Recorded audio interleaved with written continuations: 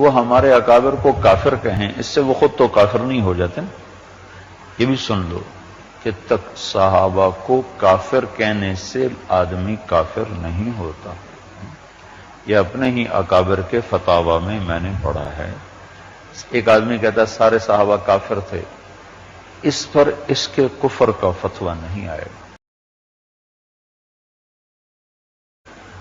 تو ایم رضا خان صاحب مرحوم، تو میں نے خود اپنے استاد صاحب سے سنا کہ ان کی تحریروں میں کوئی ایسی چیز نہیں ہے جو حد کفر تک پہنچاتی ہو یا بالکل کھلی گمراہی تک پہنچاتی، وہ صرف جذبہ عشق میں بدعت کی حد تک پہنچے۔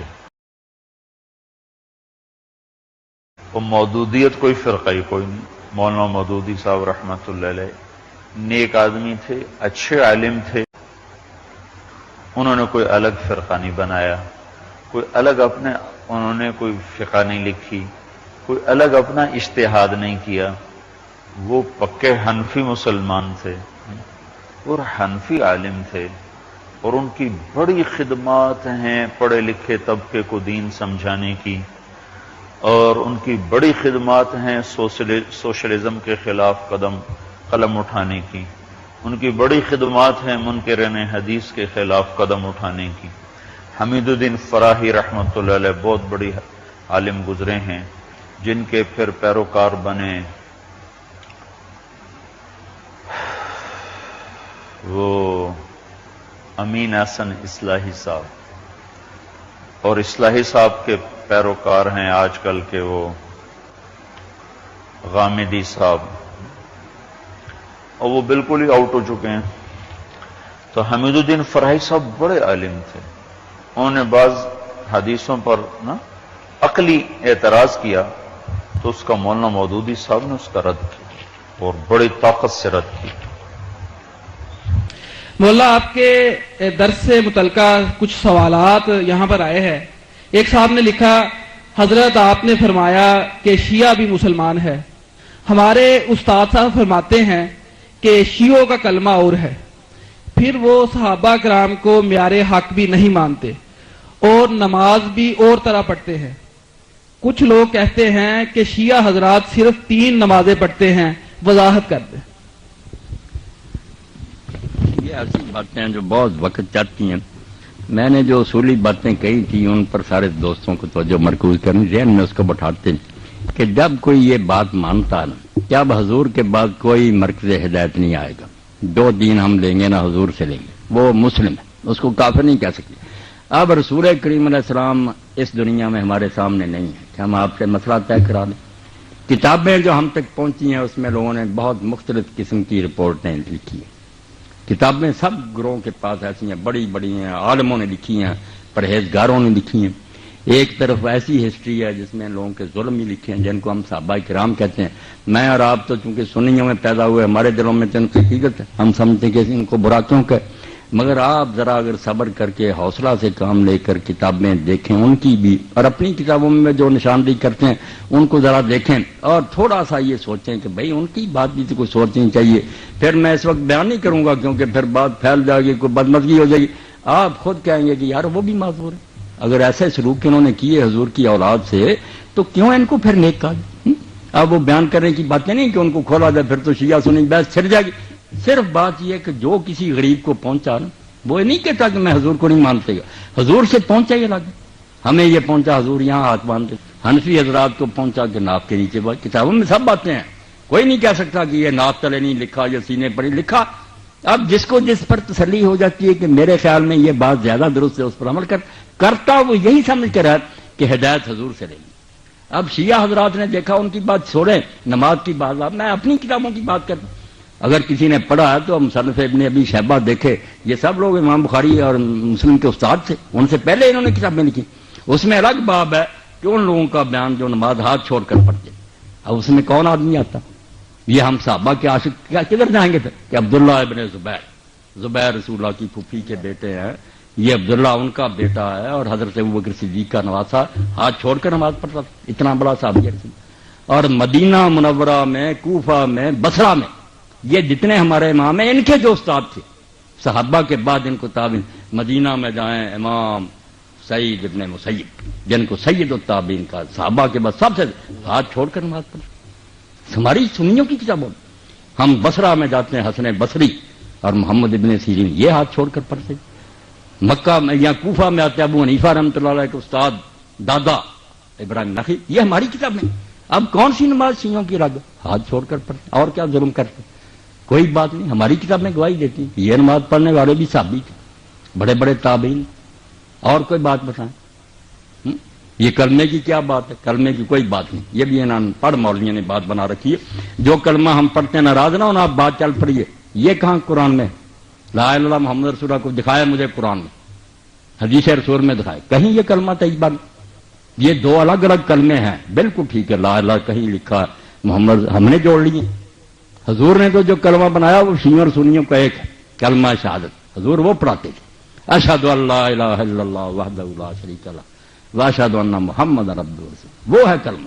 یہ ہمیں دو جمع کیے، انہوں نے ایک تیسرا بھی اکٹھا کر لیا. اگر کوئی چوتھا بھی کر لے کہ ساتھ ہی کہ ابو بکر صدیق عمر فاروق، کچھ بھی نہیں بگڑتا. نیک باتیں اکٹھی کرتے ہیں، یہ کوئی اسلام کے کلمے نہیں، نہ کوئی دین اس سے بگڑتا ہے. اچھی باتیں جو اکٹھی کرتے ہیں آپ، عثمان ذوالنورین کر لیں آپ بھی کلمہ. یہ کرے کلمہ کوئی نہیں ہے، یہ کلمہ طیبہ. آپ بھی حیران ہوں گے کسی آیت میں نہیں اس طرح بنا بنایا آیا، کسی حدیث میں نہیں. دو الگ الگ چیزوں کو لے کر ہم نے اکٹھا کر دیا. انہوں نے بھی اگر کہہ دیا علی ولی اللہ تو ہم بھی مانتے کہ علی جو تھے اللہ کے ولی تھے، کوئی شک والی بات.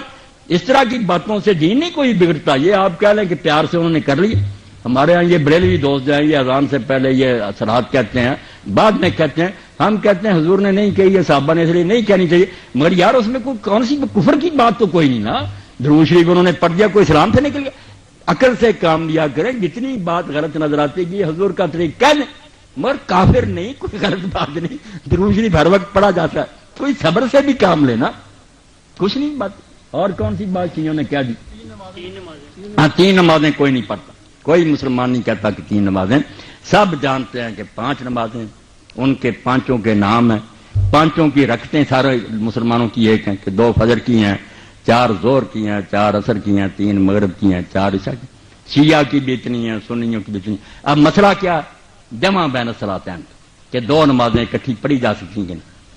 یہ جب ہم پڑھنی حدیثوں کو دیکھتے ہیں ٹھیک ہے، جب زد آ جاتی لوگ زد میں دوڑتے. شیعوں کی کتابیں میں نے پڑھی، ان کے علماء بھی میں جانتا ہوں، وہ سارے مانتے ہیں مگر روک نہیں سکتے. جانتے وہ بھی ہیں کہ الگ الگ 5 وقتوں میں پڑھنا. ہماری طرح وقت لکھے ہوئے کہ زور یہاں تک ہے، اثر بالکل ہمارے والے طریقے. صرف فرق یہ ہے کہ حضور نبی کریم صلی اللہ علیہ وسلم نے، یہ اب ہماری زد ہے کہ ہم نے اکٹھی کرنی چھوڑ دی. رسول کریم علیہ السلام سے صحیح حدیث ہے، چاہے امام ترمذی کہتے ہیں اس پر کسی نے عمل نہیں کیا، یہ تو آپ کی اپنی مرضی. حدیث میں کوئی خرابی ہے کہ آپ نے مدینے میں ہوتے ہوئے نہ سفر تھا، نہ بارش تھی، نہ خطرہ تھا، نہ بیمار تھے، ظہر اور عصر کی 2 نمازیں اکٹھی پڑھائیں، 4 فرض اس کے 4 8 مغرب اور عشاء کی. بالکل صحیح حدیث، کوئی شک نہیں. اب بلا وجہ اکٹھی. ابن عباس سے لوگوں نے پوچھا، ابو ہریرہ سے پوچھا کہ حضور نے ایسا کیوں کیا؟ جب کوئی مجبوری نہیں فرمایا، اسی لیے کہ امت سے تنگی دور ہو جائے، امت کو پتہ چل جائے کہ اکٹھی بھی پڑھ لیں کوئی بات نہیں. تو سنت ہے یہ شیعہ تو کرتے ہیں، مگر ان کی زیادتی کہ انہوں نے عادت بنا لی. یہاں سے خود یہ شیعہ مسلک کے بھی خلاف ہیں. ان کی کتابیں بھی یہ نہیں کہتی کہ روز اس طرح پڑھو. 5 اذانیں ہونی چاہیے، 5 وقت ہے، مگر صرف اکٹھی کی جا سکتی ہیں. مسئلہ اتنا تھا کہ جائز ہے اگر کوئی کر لے. ہم نے ضد کر لی کہ کرنی نہیں اکٹھی کی تو کافر ہو جائیں گے. ہم بھی جھوٹے، جب جی چاہے اکٹھی 2 نمازیں پڑھ سکتا ہے، ظہر عصر مغرب عشاء جائز. ان کی وہ ضد غلط ہے کہ روزانہ پڑھنا، یہ ان کے مسلک میں نہیں، ان کی بھی شرارت ہے. کتابیں ان کی نکال کر دکھاؤں گا، ان کے علماء کے فتوے دکھاؤں گا. ہماری طرح 5 اذانیں دیں، 5 وقتوں، اصل یہی ہے. مگر کبھی اگر اکٹھی کو کر لے کہ بیٹا اتنی بات تھی کہ وہ جائز. ہم نے ضد کر لی کہ نہیں پڑھنی، انہوں نے کر لی کہ ہم نے جان بوجھ کر اسی طرح پڑھنا ہے. یہ چیڑ بن گئی. مسئلہ اتنا ہی ہے کہ بلا وجہ بھی ظہر عصر کو مغرب عشاء کو اکٹھی کیا جا سکتا ہے. اس میں نہیں وہ کوئی بری بات کہتے. جو عادت انہوں نے بنا لی یہ غلط ہے. پڑھتے 5 ہی اور 2 کر کے اکٹھی پڑھ لیتے ہیں. ہاں اور کیا بات؟ شرکیہ غزلیں قصیدے کافی ہیں، مثلا امداد کن از رنج و غم آزاد کن شاد کن لکھا. ایسا نہیں، میں صحیح پڑھتا ہوں، مجھے سب یاد ہے کہ کیا پڑھ دیں. امداد کن از رنج و غم آزاد کن در دین و دنیا شاد کن یا شیخ عبد القادر. یہ پڑھتے. اب اس کو کہا کہ یہ شرکیہ اور اس لیے وہ کافر ہوگا، شرک مشرک ہوا، ایسی بات نہیں کوئی. ٹھیک ہے، میں بھی کہتا ہوں ایسا نہیں کہنا چاہیے، نہ پڑھنا چاہیے. مگر جب ان کے علماء سے پوچھا، انہوں نے کتابیں لکھی، انہوں نے کہا جب ہم کہتے ہیں کہ یا رسول اللہ مدد کریں، ہمیں پتہ ہے کہ مدد اللہ کے سوا کوئی نہیں کرے. بالکل کتاب میں لکھی، جاہلوں کو گمراہ کر دیا، خود بچے ہوئے ہیں وکیلوں کی طرح، بالکل دامن بچایا ہو. اگر عالم پکڑے وہ فوراً کہتے ہیں کہ توبہ توبہ، رسول اللہ نے کیا مدد کرنی، مدد تو اللہ کرتا. وہ کہتے ہیں ہم جو کہتے ہیں کہ اللہ کے رسول مدد کر یا شیخ عبد القادر جیلانی مدد کر، ہمارا مدعا صرف توسل ہوتا، ہم دعا چاہتے ہیں کہ اللہ کے رسول ہمارے لیے دعا کر دو. تم زندگی میں مانتے ہو کرتے تھے، ہم اب بھی کہتے ہیں کہ آپ کو فرشتے پہنچاتے ہیں، ہماری درخواست چلی جائے گی، حضور خوش ہو کر ہمارے لیے دعا کر دیں. اب اگر دعا کی حد تک بات ہو تو ہم بھی کہتے ہیں کہ نیک آدمیوں سے دعا کراؤ. اس میں کوئی شرک ہے؟ زندوں سے کراتے ہیں کہ نہیں؟ وہ بیچارے بعد میں بھی کہتے ہیں کہ یہاں سے چلے گئے مگر اللہ کے رسول ہیں، درود شریف پہنچتا، بات ٹھیک ہے. تو کہتے ہیں ہماری درخواست بھی اگر چلے جائے گی اور حضور یہ ہماری مدد فرمائیں گے، آپ کسی امیر آدمی کے پاس میری مدد فرمائیں، کوئی میرے پاس آ جاتا مولوی صاحب میری مدد کرے، وہ مدد ہے جو اللہ سے مانگی جاتی. کوئی خیال کیا کرے نا، وہ مدد وہی ہے جو بندے ایک دوسرے سے مانگ. یہ رسول اللہ سے مدد، بزرگوں سے مدد، ان کے علماء کہتے ہیں کہ ہم اتنا ہی مانتے ہیں کہ آپ ہمارے لیے اللہ سے دعا کریں. اگر بات اتنی ہے تو اس کو ہم کفر شرک نہیں کہہ سکتے. یہ الگ بات ہے کہ ہم کہیں گے یار موت کے بعد اس کا ثبوت نہیں ملتا کہ صحابہ نے کبھی ایسا، یہ بحثیں ہوتی رہیں گی مگر کافر مشرک کوئی نہیں ہوگا. یہ دل پر لکھ لیں کہ ان باتوں سے کوئی نہیں کافر مشرک ہوتا. یہ لوگوں نے بات کو طول دے دیا، بات کو لمبا کر دیا، ایسی نہیں بات. اور کیا کوئی بات ہے پوچھو. کافر والی بات آپ کوئی لائے، کافر نہیں، بالکل ان گھروں میں سے ایک میں بھی کفر کی بات کی غلطی ہو سکتی، ہم کہیں گے اس کا یہ خیال نہیں درست. ہاں کیا حضرت امام ابو حنیفہ رحمۃ اللہ علیہ امام اعظم میں ضعیف الحدیث ہیں؟ یہ میرے کسی دوست نے لکھ کر دیا. ٹھیک، امام اعظم. اب یہ میرے اہل حدیث دوست جو ہے نا، یہ کبھی کبھی یہ شرارت کرتے ہیں کہ امام اعظم تو رسول اللہ، ابو حنیفہ کو کیا امام اعظم کہتے ہیں. یہ وہ لوگ ہیں جو روزانہ لکھتے ہیں کہ قاری عبدالحفیظ صاحب خطیب اعظم، خطیب اعظم. بھائی رسول اللہ سے مقابلہ کیا، عقل کے اندھ ہو. اب جب آپ نے اس کو کہا خطیب اعظم تو یہی ہے کہ یہ شہر کے بڑے خطیب ہیں یا اس وقت دنیا کے بڑے خطیب. رسول اللہ کا ذکر کہاں درمیان میں آ گیا؟ رسول اللہ کو تو مانتی ہے کہ ان کو تو زیر بحث ہی نہیں لانا چاہیے، وہ تو امام اعظم ہیں، نبیوں کے بھی امام. یہ بات تو عالموں کی ہو رہی ہے کہ جو امام ابو حنیفہ کے زمانے میں امام تھے، مالک، شافعی، احمد اور ابو حنیفہ، ان میں سے ان لوگوں نے سمجھا کہ ہمارے علم میں یہ ان میں سے امام اعظم ہے، بڑے امام. یہ خیال آپ بھی کہتے ہیں یہ قائد اعظم ہے. قائد اعظم رسول اللہ نے، حقیقت تو دیکھو سب سے بڑے رہنما تو وہ ہیں. مگر پاکستان میں بھائی ہمارے جو تھے سیاسی لیڈر وہ قائد اعظم محمد علی جناح حضور کو خام خواہ درمیان میں کسی لاتے ہیں شرارت کے طور پر. کوئی حنفی غریب نہیں کہتا کہ ابو حنیفہ حضور سے بڑے امام ہے. توبہ توبہ کہہ سکتے، حضور کے تو ادنا امتی ہیں. رسول اللہ کا نہیں مقابلہ، امت کے عالموں کا مقابلہ. تو اگر کوئی کہتا ہے شافعی کہ ہمارے خیال میں امام شافعی امام اعظم کہتا رہے، اس کا حسنہ دان، ہم اس کو کوئی دان تو نہیں لگا. کوئی حنفی کہتا ابو حنیفہ امام. اور یہ ضعیف الحدیث کی بات بھی ہے کہ حدیث میں ضعیف. امام صاحب کے علم اور زہد اور تقوی پر کسی نے اعتراض نہیں کیا. بڑے بڑے ان کے دشمن مانا کہ یہ تو بات سچ ہے، پرہیزگار تھے، نیک تھے، عالم تھے بہت. پھر وہ یہ بعض لوگوں نے کہا کہ حدیث کے یاد رکھنے میں ان کے حافظ میں کمزوری تھی. کئی مرتبہ ایک حدیث شروع کرتے تھے، دوسری حدیث گڑبڑ ہو جاتی تھی. ضعف جو ہے نا حفظ کے میں تھا حدیث کے بارے میں. یہ بھی کچھ لوگوں کا خیال، کچھ لوگ کہتے نہیں ہم نے تو حدیث میں نے سکھا پایا.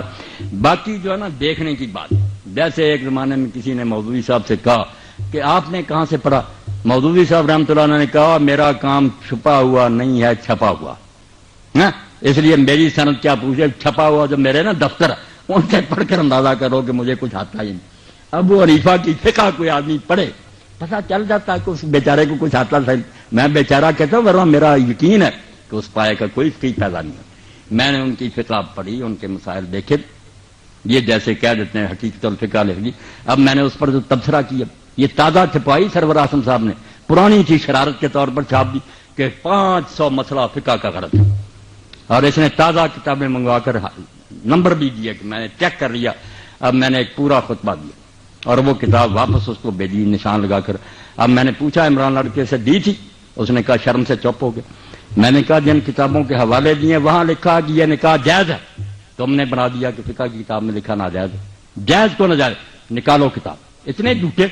ہاں اس لیے اللہ کے بندو میں ان بحثوں میں نہیں رجا کہ حنفی ہے یا شافعی ہے یا اہل حدیث ہے، یہ بیچارے ملاؤں کی باتیں ہیں.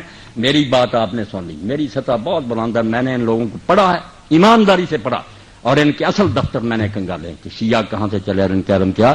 میں اللہ کو گواہ کر کے کہتا ہوں کہ ان میں بڑے بڑے فاضل پیدا ہوئے، ان کے پائے کا ایک بھی نہیں آپ دکھا سکتے. باقی صحابہ کو برا کہتے ہیں جو انہیں پتا چلا، کہنا ہی ہے نا، جنہیں پتا چلا کہ فاطمہ کو مارا حضرت عمر نے، ان کے بازو توڑا اور ان کے بچہ پیٹ سے گرایا، وہ کیوں نہ برا کرتے.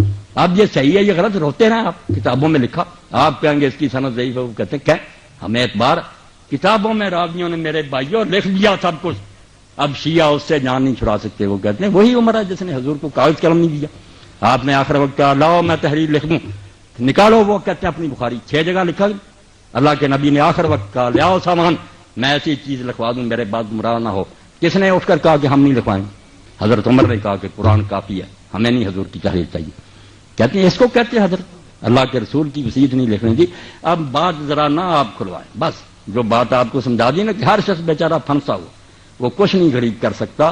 جو کسی نے پڑھ لیا اس کے دل میں بیٹھ گیا. یہ نہ کافر ہیں نہ بے دین ہے، رسول اللہ کے دیوانے ہیں. اب جن غریبوں کو سمجھ آئی کہ انہوں نے حضور کے خاندان سے بعد میں بڑا ظلم کیا، بی بی فاطمہ روتی ہے ان کے ہاتھ سے مری، وہ کیوں نہ برا کہیں ابو بکر اور عمر کو. جن کو پتا چلا نہیں وہ تو اچھا سلوک کرتے، وہ غریب کہتے ہیں ان کی عزت کریں. یہ بیچارے بعد میں جو ہم پیدا ہوئے ہمارے بس میں کچھ نہیں ہے. لکھنے والے وہ بھی لکھ گئے، وہ علماء ان کو ممبروں پر سناتے ہیں کہ کون فاطمہ کے گھر پر آگ لے کر گیا تھا، جس نے دروازہ گرایا اور فاطمہ رضی اللہ عنہا کے پیٹ پر گرا اور ان کا بچہ گر گیا، اس صدمے سے مری. یہ کتابوں میں درج ہے کہ حضرت عمر نے یہ کام کیا. وہ کہتے ہیں اس عمر کو کہتے ہو کہ نیک کو. اب جو یہ سنیں گا آپ دل پر آسرا کہ وہ گالیاں نہیں دے گا اور کیا کریں. آپ کے علماء کریں گے یار یہ جھوٹی کہانیاں، وہ بھی سنی بات کہیں گے جھوٹی. موقع پر نہ وہ تھے نہ یہ تھے، لکھنے والوں نے ظلم بھی لکھ دیے، لکھنے والوں نے ان کے عدل بھی لکھ دی. بعد میں جو پیدا ہوئے غریب پڑھتے رہے، مگر یہ صبر کر جائیں، بالکل ایک دوسرے کو گلے لگا لیں کہ بھائی آپ نے جو سنا اس کو مانے، ہم نے جو سنا اس کو مانے. رسول اللہ کو تو سب مانتے ہیں، آؤ بھائی بن جائیں، مل کر رہیں. وہ بندے اچھے تھے یہ برے تھے، اللہ فیصلہ کرے گا. اس پر آ جائیں انشاءاللہ نا یہود نصارہ کچلے جائیں گے. اور اگر آپ نے یہ بحثیں چھڑی رکھی کوئی عالم مناظرے سے انہیں ختم نہیں کر سکتا. آپ آج سن لیں، میرا یہ ریکارڈ پہنچا دے، جو بندی ہو بریلی ہو شیعہ میدان میں آئے مجھے لے جائیں انٹرنیٹ پر، یہ سارے گروہ بیٹھ لیں، میں اکیلا ہی ہوں گا، منوا دوں گا کہ سارے اپنی اپنی ذات پر سچی. یہ کتابیں نکال لو. اب جس شیعہ نے یہ سنا کہ عمر نے یہ ظلم کیا وہ کیسے نیک کہے گا؟ کرو بات انصاف سے. اور جو کہتا وہ اتنا نیک تھا وہ برا کیسے کہے گا؟ مگر کتابوں کا کون فیصلہ کرے کہ ان میں سے کون موت میں رہیں؟ یعنی ہم کہیں گے ہماری موت میں رہے، وہ کہیں گے ہماری موت ہیں. سب کے حال تہجد گزار ولی روزے رکھنے والے بیچاروں نے جو سنا اس پر لگے ہوئے. خدا کے لیے اس بات کو سمجھنے کی کوشش کریں، جو سنا ہے لوگوں نے اس پر پھنسے ہوئے. کوئی بے دین نہیں مرنا چاہتا نہ کوئی برا. باقی جو پیٹ کی خاطر لڑا رہا ہے نا ذاکر وغیرہ اور ادھر ہمارے ملا، یہ تو بیچارے ان کا دھندا ہے، ان کی بات نہیں. عالم اگر کوئی وہ سامنے آئے میں اس سے بات کروں گا. کیا نکالو اپنی کتابیں. یہ ہدایت سے بڑی کوئی کتاب آپ کی ہے؟ کیوں اس میں لکھا ہے کہ شیعوں کے ساتھ رشتہ داری جائز ہے؟ کیوں ان کے لکھا ہے کہ ان کے پیچھے نماز جائز؟ یہ شامی نکال لیں آپ. صاف لکھا کہ جو مفتی محمد شفیع رحمۃ اللہ علیہ دیوبندی، یہ تقی عثمانی کے والد سے امداد المفتی یہ نکال. اس میں جب لوگوں نے پوچھا کہ شیعوں سے رشتہ داری، انہوں نے کہا جو گاڑیاں بھی دیتے ہیں حضرت ابوبکر عمر کو ان کو کوئی کافر نہیں کہہ سکتا. اور لکھا کہ جو خلاصہ الفقہاء میں لکھا کہ یہ کافر ہے، قول مخالف للاجماع. یہ خود مفتی محمد شفیع صاحب نے کہ بالکل ردی قول ہے، گالیاں دینے سے کوئی کافر نہیں ہوتا. ایک بےہودگی کہہ سکتے ہیں کافر کیسے ہوگا؟ کافر ہوگا کوئی کمبخت جب یہ کہہ دے گا کہ اب میں محمد رسول اللہ کو نبی نہیں مانتا. یہ کلمہ پڑھ کر اسلام میں آیا تھا، نہ ابو بکر کا کلمہ پڑھ کر آیا تھا، نہ علی کا آیا تھا. یہ بعد میں آئے، حضور کا کلمہ پڑھا تھا. جس کمبخت نے اس میں شکدار کر دیا نا کہ اب مجھے یقین نہیں رہا، میں نہیں آپ کو نبی مانتا، کافر ہوگا. صرف وہ حرامی ہوگا، باقی کافر نہیں ہوگا جتنا چاہے مناظرہ کرے. کافر کس سے ہو گیا؟ وہ رسول اللہ کو نہیں مانتا. نبی رسول اللہ یا علی نبی، ابو بکر نبی؟ یہ نبی نہیں ہے، نبی کی امتی. حضور کو ماننا دین ہے، آپ کو ماننے سے نہ ہٹ جائے. بس اس کو قابو رکھے، پھر کوئی بات نہیں، جو سنی ہے بات سنتے رہو. آپ خود ہی صحابہ اللہ کو کہو گے، رسول اللہ کو نہ چھوڑ دینا معاذ اللہ، اس سے نا قدم پھسل جائیں. سوال یہ ہے مولانا کہ تقریباً ہر بھائی کے ذہن میں یہ سوال ہوگا کہ اگر کوئی مسلمان بدعتی ہو، وہ کلمہ شہادت کا اقرار کرتا ہے لیکن وہ بدعتی ہے، تو ایسے بندے کے ساتھ تعلق رکھنا، اس کے ساتھ مل کے عبادت کرنا، یہ شریعت میں کیسا ہے؟ بدعتی کا انجام بہت برا ہے. اور ملک میں ایسے فرق بھی موجود ہیں کہ جن میں بدعتیں موجود ہیں، ایسی صورتحال میں بحیثیت مسلم ہمیں کیا کرنا چاہیے؟ مضمون ہی ایک علیحدہ ہے۔ یہ میرے بھائی ہیں عبد المنان صاحب، انہوں نے جو بات دہرائی، یہ چیزیں ہیں تو اس لائق کے تفصیل سے نہیں سمجھا جائے۔ یہ ان پر ناراض نہیں ہوتا، شیعوں کے بارے میں یا اہل بیت کے بارے میں یا دوسرے حنفی سب کے بارے میں جو ذہنوں میں نا مغالطے دور کرنے چاہیے۔ میں مغالطے کہوں گا، ایک دوسرے کو پڑھتے نہیں، اس لیے طرح طرح کے سوال ہیں۔ میں جن نے اہل بیت کی بات کی ہے نا، جانتا ہوں کہ اہل بیت یہ ایسے کام کرتے ہیں، یہ بیتی لوگ ہیں۔ آپ سمجھ لیں بات ہے کہ انجام ان بیچاروں کا کیا برا ہوگا جبکہ دین میں دو گروہ علماء کے، ظاہروں کی بات نہیں، علماء کے دو گروہ شروع سے چلے آتے ہیں، بڑے بڑے امام اور عالم۔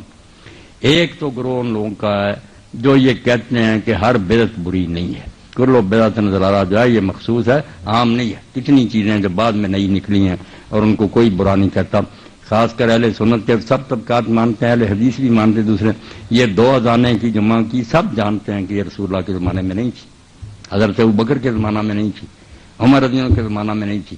یہ دو اذانیں جمع کی نا، ایک پہلے ہوتی ہے ایک پھر بعد میں، یہ حضرت عثمان رضی اللہ نے شروع کی، یہ بھائی عبد المنان بھی جانتے ہیں، صحیح بخاری مسلم سب میں۔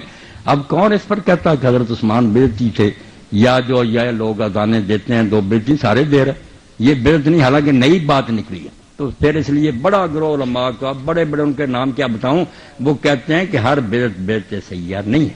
بدعت دو قسم کی ہے، کہ سیاح کہ نئی بھی ہے اور بری ہے، دین کو نقصان اس سے پہنچتا۔ ایک ہے کہ وہ نئی ہیں باتیں مگر دین سے نہیں بگڑتا، دین کی رونق ان سے بڑھتی، اس کو وہ بدعت حسنہ کہتی ہے۔ اس کی بہت دلیلیں دیتے ہیں، ایک میں نے دے دی، اسی طرح تراویح کی جماعت کے بارے میں کہتے ہیں کہ رسول اللہ نے یہ بند کر دی تھی، حضرت عمر نے اپنے زمانے میں باقاعدہ شروع کی، اب ہر جگہ ہو رہی۔ تو یہ کہتے ہیں کہ دیکھا چیزیں نئی ہیں مگر اچھی، کوئی بری نہیں۔ اسی طرح وہ گروہ ہے نا، وہ ان علماء کا حامی، یہ امام نووی ہے، ابن عبدالسلام ہے، ابن حجر حافظ ابن حجر فتح الباری میں کہتے ہیں، شوکانی کہتے ہیں، یہ اہل حدیث کے علماء وہ کہتے ہیں بالکل ٹھیک، ہر بیت بری نہیں، بیت 5 طرح کی، ایک حرام ہے، ایک مباح ہے، ایک مکروہ ہے، ایک جو ہے نا وہ بالکل واجب ہے، فرض ہے وہ بدعت۔ کہ یہ بدعتی فرقوں سے جو ہم مناظرے کرتے ہیں، علم کلامی کی کتابیں لکھی، وہ کہتے ہیں کہاں کی پہلے لکھنی پڑی، تو یہ بحث علمی ہے۔ وہ کہتے ہیں ٹھیک ہے، ایک گروہ تھوڑا چھوٹا جو کہتا ہے نہیں دین میں ہر بدعت گمراہی ہے، تو یہ مسئلہ علمی ہے، جھگڑے کی بات نہیں، اس بار ہم کہیں وہ بدعتی ہو گئے۔ وہ کہتے ہیں اگر ہم نے قرآن مجید کھانے پر پڑھ لیا، اذان سے پہلے صلاۃ کے کو برا کام، نئی ہے ضرور مگر دین درود شریف کو بھی جائز کرتا ہے، قرآن پڑھنے کو بھی جائز کرتا، تو اس کو وہ بدعت حسنہ میں داخل کرتے ہیں۔ میں نے بڑے بڑے علماء کا حوالہ دیا، عبد المنان صاحب کو میں پھر بعد میں بھی دکھاؤں گا، بڑے بڑے کہ ہر بدعت کو نہ برا کہو، کئی چیزیں بدعت ہوتی ہیں مگر بہت اچھی ہوتی ہیں، وہ اس پہ لگے ہوئے۔ وہ علماء جو ہیں بیچارے کہتے ہیں ہم مانتے ہیں کہ یہ چیزیں سب نئی ہیں مگر کوئی بری نہیں، میراث سے بھی نئی بات ہے مگر یار سال بعد حضور کی محبت بڑھاتے ہیں، رونق بڑھاتے ہیں، مسلمانوں کو توجہ دلاتے ہیں، کتنا نبی اعلیٰ تمہیں خدا نے دیا، تو یہ بدعت حسنہ ہے، مانتے ہیں کہ نئی ہے مگر اچھی ہے۔ تو یہ پیچھے سے اختلاف چلا آ رہا، بڑے بڑے علماء، اس سے کوئی انجام نہیں برا ہوگا ان کے پیروں وہ، بلکہ امام ابن تیمیہ جن کو جانتے ہیں عبد المنان صاحب کے، ہمارے بہت بڑے علماء میں سے، انہوں نے خود یہ کہا اقتداء الصراط المستقیم میں کہ یہ لوگ بدعت جو کرتے ہیں وہ ان کے خلاف ہی تھے، مگر انہوں نے کہا آپ کو پتہ ہونا چاہیے کہ اللہ تعالیٰ ان کی نیت کا ان کو ثواب دے گا، بدعت ہونے کا عذاب ہوگا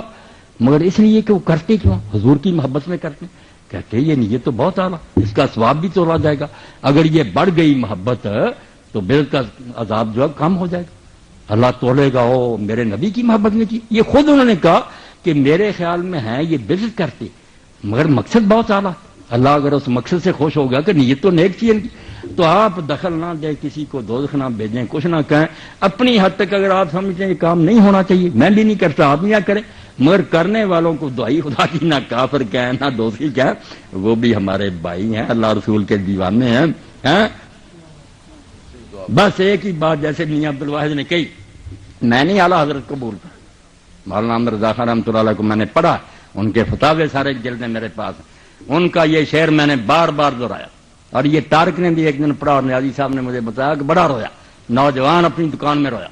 مولانا نے کیا کہا، لحد میں، کہتے ہیں اب قبر میں تو جانا ہی تھا، پتا تھا مرنا، لحد میں عشق رخ شاہ کا داغ لے کے چلے، ہم قبر میں کیا لے گئے، کچھ پھلے نہیں تھا، رسول کی محبت کا داغ لے گئے۔ دل پر داغ لگا ہوا تھا، فرشتوں نے دیکھا لہد میں عشق رخ شاہ کا داغ لے کے چلے، اندھیری رات سنی تھی چراغ لے کے چلے۔ میں کیسے دوزخ میں آپ بھیجتے ہیں، مجھے تو حیران۔ اللہ سے ڈر جائیں، کسی کو نہ دوষی کہیں نہ کافر کہیں۔ آپ کے علم میں جو بات ہے نا کہ صحیح اس طرح ہونا، آپ بے شک کریں، مگر دوسروں کے پیچھے لٹ لے کے نہ جائیں۔ آپ یہ روایتیں میں پڑھ دوں، نیازی صاحب جیسے ابن ماجہ میں یہ لوگ پڑھ لیتے ہیں کہ بدعتی کا اللہ نہ حج قبول کرے گا، نہ روزہ قبول کرے گا، نہ اس کی توبہ قبول کرے گا۔ یہ بہت پیش کرتے رہتے ہیں، جو بندی عالم بھی پیش کرتے ہیں، مولانا سرفراز صفدر صاحب یہ بھی کرتے ہیں اہل حدیث، اور میں کہتا ہوں اس موضوع روایت کو پیش کرتے ہیں۔ وہ تو دوزخ میں جائیں گے ہی نہیں، آپ چلے جائیں گے۔ یہ حدیث جھوٹی ہے، ضعیف بھی نہیں، موضوع ہے۔ من گھڑت روایت کی بنیاد پر ان بیچاروں کو کہتے ہیں ان کا روزہ حج قبول نہیں ہوگا۔ پہلے آپ تو اپنا علم کمپلیٹ کریں نا، کہ جو باتیں آپ کہتے ہیں وہ ٹھیک ہے، آپ خود ہی حدیثیں جل ہی لیے پڑھیں کہ بےتی کہ اللہ توبہ نہیں قبول کی، یہ بھی حدیث ضعیف ہے، کوئی صحیح نہیں۔ آپ خدا کے لیے ڈر دیں، بالکل کسی بیچارے کچھ نہ کہو۔ میں تو اللہ کی قسم جب جاتا ہوں دیکھتا ہوں بریلیوں، مجھے وہاں بھی خوشی ہوتی کہ یہ بھی میرے نبی کے دیوانے۔ شیعوں کی مسجدوں میں جاتا ہوں، ان کے ساتھ بھی پڑھتا ہوں، مجھے کیا تکلیف؟ وہ اللہ کے رسول کا کلمہ پڑھا، مجھے رسول کی نسبت سب سے پیاری ہے۔ یہ گواہ ہے آپ دن قیامت کے کیا دیں کہ مولوی اسحاق نے کہا تھا میں ہر شے چھوڑ سکتا ہوں مگر اپنے نبی کے نام لینے والے کو نہیں چھوڑ سکتا۔ مجھے نہیں اس سے ناراضگی، آپ ناراض ہوتے رہے۔ وہ کسی بزرگ کو نہیں مانتا، نہ مانے، میرے نبی کو مانتا۔ بس آخری ایک حوالہ عبد المنان بھی سنے آپ، یہ اس کی بات ہے جس کو ہم اہل سنت شیخ الاکبر کہتے ہیں کہ اولیاء کا سردار ہے وہ، محی الدین ابن عربی۔ وہ خود لکھتے ہیں لطائف المنن کے کہ میرے جو شیخ تھے پیر شیخ ابو مدین مغربی۔ اب شیخ ابو مدین مغربی میں سب کو جانتا ہوں نا، یہ مولانا کی طرح وہ شیخ عبد القادر جیلانی کے خلیفہ تھے۔ شیخ عبد القادر جیلانی پیران پیر کے خلیفہ تھے ابو مدین، ان کے مرید تھے شیخ اکبر محی الدین ابن عربی۔ تو شیخ فرماتے ہیں کہ میں ایک عالم سے ناراض تھا، میرے شہر کا عالم تھا، میں نہیں اس کو اچھا جانتا تھا۔ کیوں؟ کیونکہ وہ میرے مرشد کے خلاف تھا، وہ شیخ ابو مدین مغربی کو نہیں اچھا کہتا تھا، اس لیے میں اس عالم سے ناراض تھا۔ مگر ہوا کیا پھر؟ یہ کسی اور نے نہیں بتایا، خود شیخ اکرم نے بتایا کہ میں نے خواب میں اللہ کے رسول کو دیکھا اور حضور کو اتنا ناراض پایا کہ اتنا ناراض کبھی نہیں کسی کو دیکھا۔ حضور نے پوچھا کہ محی الدین تو فلاں عالم سے ناراض ہے، پلے باندھو اس بات کو، نہ رو صحابہ کو نہ کسی کو، نبی کو رو۔ پوچھا میرے اس عالم سے کیوں ناراض ہے؟ فرمایا وہ میرے پیر کو اچھا نہیں جانتا۔ تو محی الدین کہتے ہیں حضور نے رنج سے فرمایا کہ تیرے پیر کو نہیں مانتا، مجھے مانتا یا نہیں مانتا؟ اور ظالم تیرے پیر کو ماننا کب سے دین بنا؟ مجھے مانتا، حیا کر جا کر اس سے معافی مانگ، صبح ہی جا کر شیخ نے اس سے معافی مانگی کہ میرے پیر کو یار مان یا نہ مان، وہ تو میرے دل کی بات، نبی تو اللہ نے محمد رسول اللہ کو بھیجا، اگر تو اس کو مانتا بات ختم۔ اس کو اللہ کے لیے کسی طرح آج دل میں بٹھائے نا، آج کے درس کا خلاصہ کہ رسول اللہ کی بات کریں، باقی کو چھوڑیں۔ جو اچھا نظر آتا ہے جس کو وہ اچھا سمجھے، بسم اللہ ادب کرے، جس کو نہیں اچھا نظر آتا وہ برا کرے۔ وہ بھی برا اسی لیے کہتا ہے کہ اس کو پتا چلا اس نے حضور سے اچھا سلوک نہیں کیا، صحیح پتا چلا یہ غلط، یہ روتے رہے۔ کتابوں میں لکھا گیا، اب لوگ بعد میں آنے والے کیا کریں؟ ہاں آپ صحابہ کا عدل سناتے رہیں، وہ ان کے ظلم سناتے رہیں۔ کتابوں میں میں نکال دوں، دونوں طریقے نکال دوں گا، لکھ لیا لکھ لینے والا، بعد والے غریب کدھر جائیں؟ جس کو جس پر اعتبار آ گیا اس پر لگ گیا۔ شکر کریں کہ کسی کو مانتا یا نہیں مانتا، ایک کو مانتا ہے جس کو اللہ نے آسمان سے بھیجا۔ وہ کون ہے؟ محمد رسول اللہ صلی اللہ علیہ وسلم۔ اس کو نہ چھوڑیں اور باتیں آپ ختم۔ میں نے کہا سنی ہے جس میں آپ نے کہا ہے کہ جی عمر جو ہے وہ آگ لے کے آپ کی بیٹی کے دروازے پر آئے تھے اور وہ دروازے کو دھکا دیا تھا، ان کا بازو ٹوٹ گیا تھا، بچہ شہید ہو گیا تھا۔ آخر یہ سارا چکر پھر کیوں ہوا؟ یہ شاہ صاحب آپ نے اچھا کیا، میری بات کو دنیا میں بہت شیعہ حضرات نے وغیرہ سنی، میرے خلاف فتویٰ آپ تیار کر رہے ہیں، حالانکہ میں نے جب یہ بات بیان کی اس کا سیاق اور تھا۔ میں نے یہ نہیں کہا تھا کیسا ہوا، نہ میں اس کا قائل ہوں۔ اگر ہوا ہوتا سلیم بن قیس جس کا میں دیکھا اس کی جھوٹی کتاب کے علاوہ یہ باتیں ہوتی تو میں حضرت عمر کو حضرت عمر کیوں کہتا؟ میں آپ سے پہلے بڑھ کر اس کو برا بلا کہتا۔ یہ سارے قصے کہ دروازہ توڑا گیا، آگ لگائی گئی پیٹ پر، یہ جعلی لوگوں کی روایت ہے۔ شیعوں کی بھی میں نے دیکھ لی، ان کے بھی کوئی اس کے معتبر راوی نہیں، بنائی ہوئی بات ہے، ایسا کوئی قصہ نہیں ہوا۔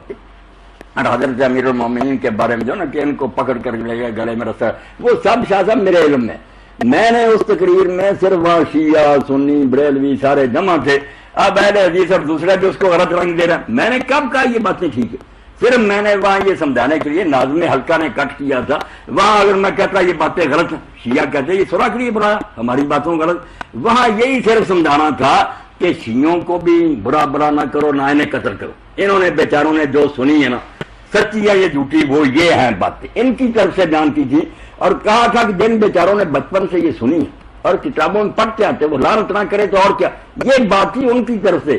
سنیوں کو کہا کہ تم نے سنا ہے کہ انہوں نے بڑا انصاف کیا، حضور کی سے محبت کی ہے، یہ ان کی تعریف نہ کرے تو اور کیا. یہ سارے حلقوں کو ٹھنڈا کرنے کے لیے کہ مار پٹائی اور مناظروں سے کیا بنے گا، جو کسی نے سنا اس پر لگا، اس کو اپنا اپنا رنگ سب نے دے دیا. پہلے شیعوں نے کہا کہ مولوی صاحب نے ہماری حمایت کر دی کہ یہ ظلم ہوئے تھے، حالانکہ میں یہ ظلم مانتا تو حضرت عمر کو معذرت، تو حضرت عمر کو کہتا پھر لعنت نہ کرتا.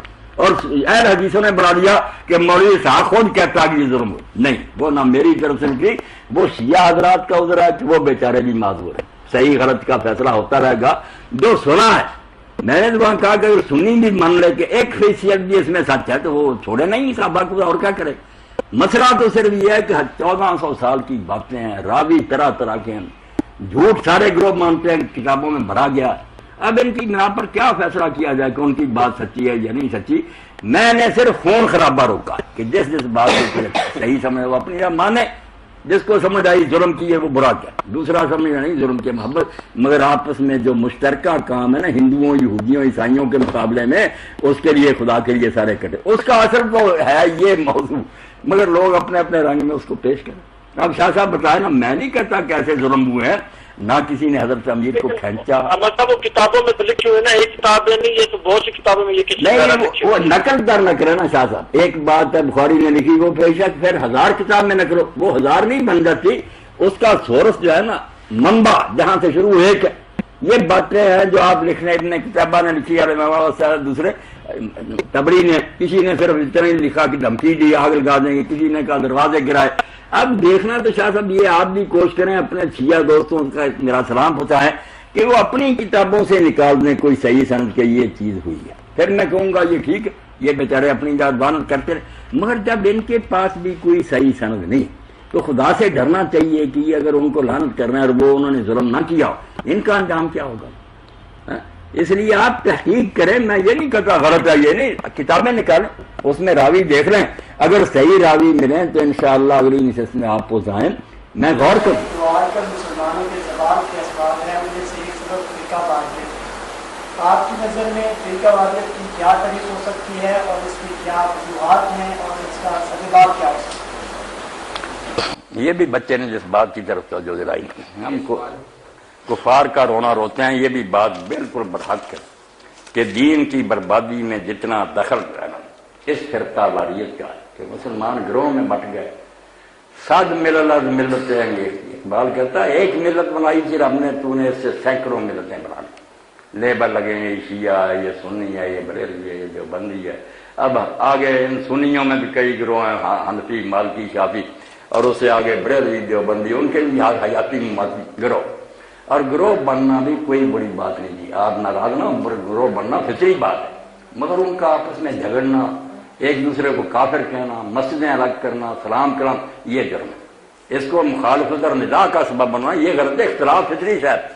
مفتی محمد شفیع رحمۃ اللہ علیہ فوت ہو گیا، تقی عثمانی کے بعد بڑی پیاری بات کی انہوں نے کہ جو کہتے ہیں نا اختلاف ختم ہو جائے، وہ چاہتے ہیں کہ یا عقل چھین لی جائے انسانوں سے، سوچنے کا مادہ ختم ہو جائے. اگر سوچنا ہے تو ظاہر بات ہے سطح مختلف ذہنوں، کسی ڈاکٹر کے ذہن میں کچھ بات آئے گی، دوسرے کے ذہن میں کچھ، تو سوچنے دونوں. اگر تم کہو نہیں ایک سوچے گا باقی نہیں تو پھر ان سے عقل چھین لو. اور اگر کہیں کہ سوچو مگر رائے کا اظہار نہ کرو، ایمانداری سے جو تم نے سمجھا نا وہ نہ بیان کرو، بس ہاں ہاں کہی جائے. یہ دونوں باتیں یا عقل جاتی رہے یا دیانت جاتی رہے، پھر اختلاف ختم ہوگا. ورنہ برداشت کرو کہ فکرہ ایک ہی ہے. میں نے غنی عثمانی کے غنی کشمیری کے بارے میں بڑا شاعر تھا، مثلا یہ لکھی زندگی میں مشہور ہوگی. تو ایک مسجد میں وہ رات ٹھہرا، مگر لوگ نہیں جانتے تھے، کسی نے یار یہ کتاب لکھی. صبح مولوی صاحب درس دے رہے تھے، وہی کتاب پڑھا دے. ایک شعر کی 16 تشریح کی، سب بنتی تھی، یہ بھی سنتا رہا، بنتی تھی ساری. وہ ایسا عالم تھا.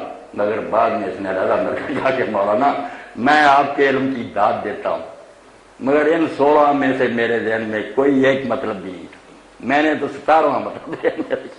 تو ایک عبارت کے کئی معنی بن سکتے، کوئی بات نہیں. ایک شعر کے کئی استاد تھے. اختلاف کو برا نہ مناؤ، مگر اختلاف کو لڑائی کا سبب بنا رہے، مرنے مارنے پر آ جانا، کافر کہنا، سلام کرنا، یہ جو ہے نا اگر میری رائے دوسری میں کہوں ٹھیک میری سمجھ بھائی ہے مگر دوسرا عالم اگر کچھ دوسرا سمجھتا نہ مجھے وہی آئی ہے نہ وہ کافر ہے، دونوں ایمانداری سے جو سمجھتے ہیں انشاءاللہ جنت نہیں ہوں گے۔ مگر یہ تنگ نظری جو علماء میں پیدا ہوگی نا، کیا کہ اپنے سوا کسی کو مسلمان نہیں مان، کہتے ہیں میری نماز درست ہے باقیوں کی غلط۔ اب میرا جرم یہی ہے کہ میں انٹرنیٹ پر بھی میاں طاہر نے کل بھی مجھے بتایا کہ ایک شہاب عباسی صاحب ہے، ان کا فون آیا، اس نے کہا یار اس بندے کا میں احسان نہیں اتار سکتا کہ میں نماز نہیں پڑھتا تھا، بائی چانس اس کا بیان آ گیا انٹرنیٹ پر، میں نے اسی وقت پہلا کام یہ کیا کہ نماز شروع کر، ایسا بیان اس نے کیا، میرا ہی ذکر۔ میں کہتا ہوں یار تم روتے ہو ہاتھ باندھ رہے ہیں کہ چھوڑنے ہیں کہ سینے پر ہے نا، جب تم جانتے ہو علم والے لوگ یہ سب چیزیں جو کتابوں میں ان کا ذکر یا حضور نے کی ہیں یا صحابی نے کی ہیں، کیوں ان کے خلاف ہوتے؟ میں ڈنکے کی چوٹ کہتا ہوں ہر مجلس میں کہ میں کوئی نماز ہاتھ چھوڑ کر پڑھ لیتا ہوں، کوئی ناف کے نیچے باندھ کر پڑھ لیتا ہوں، کوئی سینے پر باندھ، مجھے ذرا بھی کبھی نہیں یہ خیال آیا کہ میری نماز کو ضائع ہے۔ میں جانتا ہوں ان سب کا ثبوت موجود ہے، اور یہ اللہ کے رسول نے بہت اچھا کیا کہ چھلکا جو تھا اس میں اختلاف کو برداشت کیا، یہ چھلکا ہاتھ باندھنے کی چھوڑنے کچھ نہیں، ایک نماز کی روح ہے کہ خشوع اور خضوع اللہ سے تعلق وہ ایک ہی۔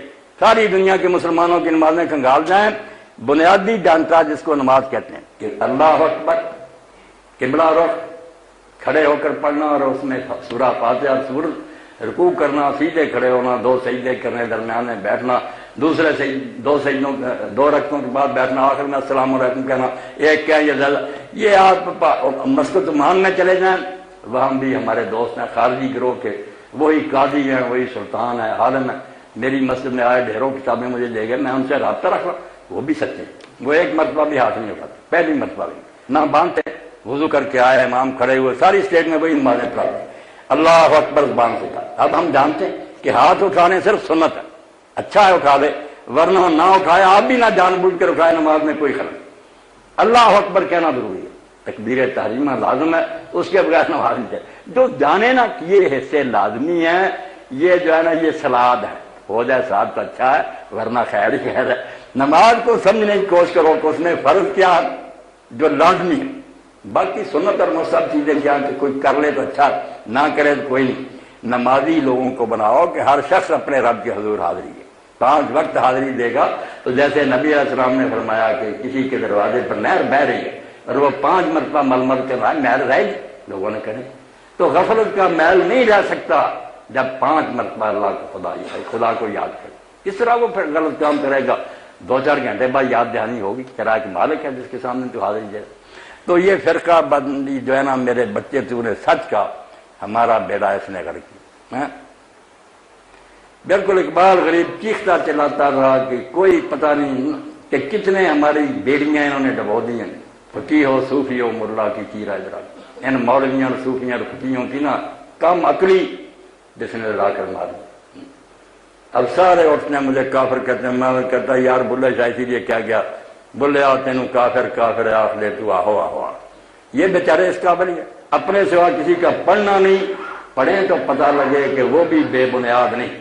آپ یقین جانے یہ جتنے مسلم گروہ میرے پاس آیا کریں، میں بتاؤں گا کہ نہ شیعہ ہوا میں کھڑے ہیں، نہ بریلوی نہ سنی، سب کی بنیادیں بہت مضبوط، اتنے دلائل ہیں ان کے پاس کہ ان کو ہلا نہیں سکتے۔ ہم جو مرضی مسلک اختیار کریں، ہمیں سمجھ آئی کہ یہ زیادہ بہتر بالکل، مگر آپ یہ نہ کہ یہ سارے جھوٹے چل رہے ہیں، بڑے بڑے علماء ہیں، تہجد گزار ہیں، حاجی نمازی ہیں، ایسے ایسے ہیں کہ ان کی بات دیکھ کر کون کہہ سکتا ہے یہ دوزخ جا رہا ہے؟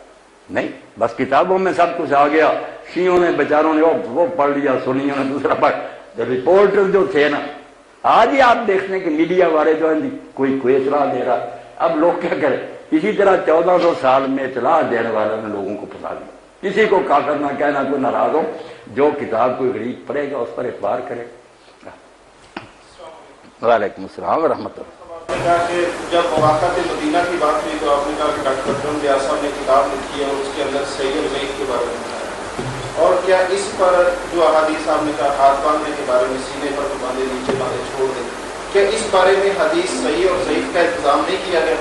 ایک بات، اور دوسری یہ کہ میں نے آپ کی تقریر سنی، آپ نے کہا انٹرنیٹ پہ، تو اس بارے میں یہ قرآن فہمی کی مجلس ہے، تو آپ نے اس کے اندر کہا کہ ابو بکر صدیق رضی اللہ تعالیٰ عنہ اور عمر رضی اللہ تعالیٰ عنہ کو گالیاں دینے سے کسی بندے کے اسلام کا فرق نہیں پڑتا، تو تو کیا قرآن کی ایسی کوئی آیت جس سے یہ ہمیں فہم ملتا ہو کہ ابو بکر عمر رضی اللہ تعالیٰ عنہ گالی دینے والا اسلام پر فرق نہیں پڑتا، ایسی کوئی آیت قرآن کے سامنے؟ بہت اچھی بات، کھلے دل سے آپ باتیں کیا کرے، مجلس کو نا فراغ دلی سے ہونا چاہیے، یا کوئی تصب نہیں ہونا چاہیے، نہ ناراضگی، بات جو ہے کرے۔